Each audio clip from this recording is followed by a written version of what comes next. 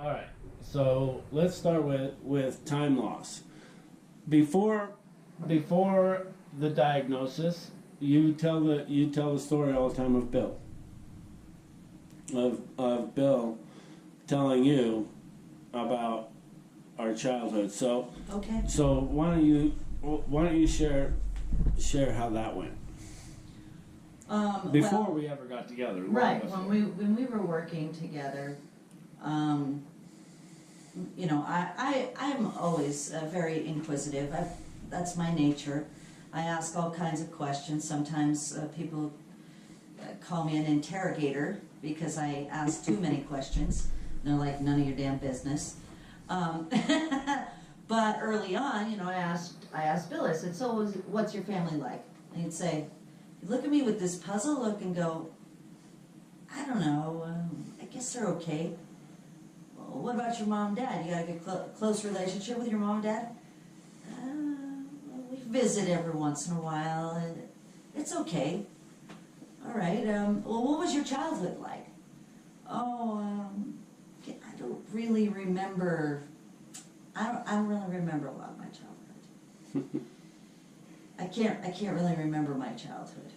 Right. And you know, I'd also say, well, you know, I had this great dream, and he'd say, well, I don't really dream. You know, I mean, there's all these little weird blanks, giant blanks of time that Bill absolutely could not remember. And thankfully, he trusted me enough to just tell me the truth and not lie or make up stories or whatever. Right. So one of the things that I remember about time loss a lot was when we first got together, about I don't know, after we'd been together for a year or so, we moved to Iowa, remember? Mm-hmm. Well, we got to Iowa, and people were asking me questions about my ex-wife. Mm-hmm. You remember? Mm-hmm. All the time. And Uh-huh. I just couldn't answer them. They'd Right. be like, "Well, what happened?" Fuck, I don't know. You know? Well, you can't remember? No, I think Gabriel took it away from me. Do you remember? Yeah. I think Gabriel just took those memories from me. That was my explanation for not remembering any of my 20s or my childhood. Right. Until I'm 42 years old. Right. You know? Mm-hmm. So with time loss, on my side, on the D.I.D. side, of course, it's horrible.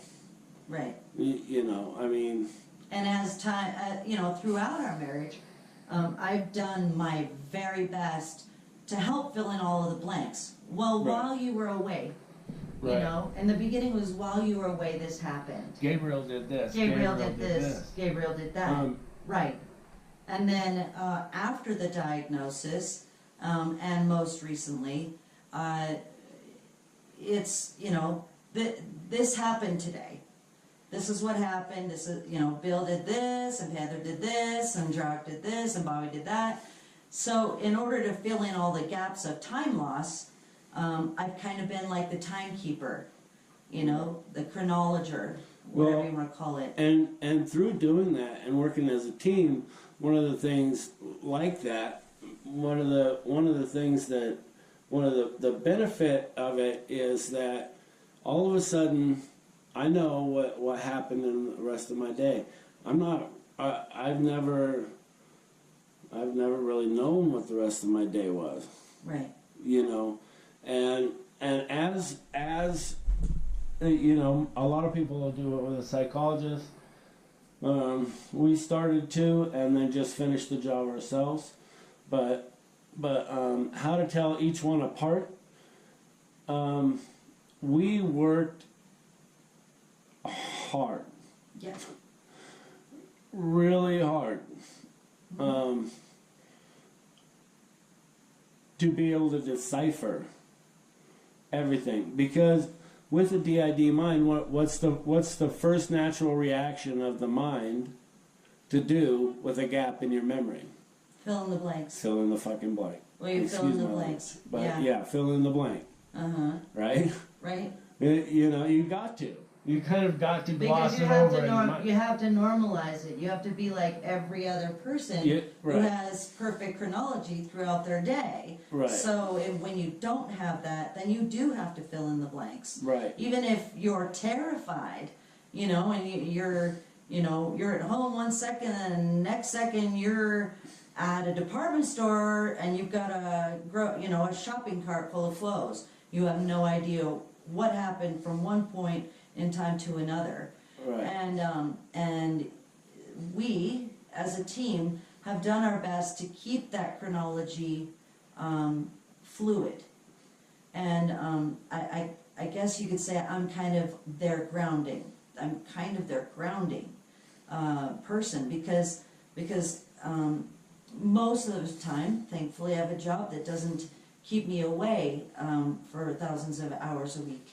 And I'm only gone, 3-4 days a week. And as a result of that, we get to spend a lot more time together, and I get to be that solid thing in their life. If we're at home, I'm at home with them. If we go to the store, I'm at the store with them. We do everything together. We hang out together, and we're the best of pals. So I don't mind doing it. You've done a great job too. So on a scale of easy, medium, hard, extremely difficult, and Impossible. Mission Impossible.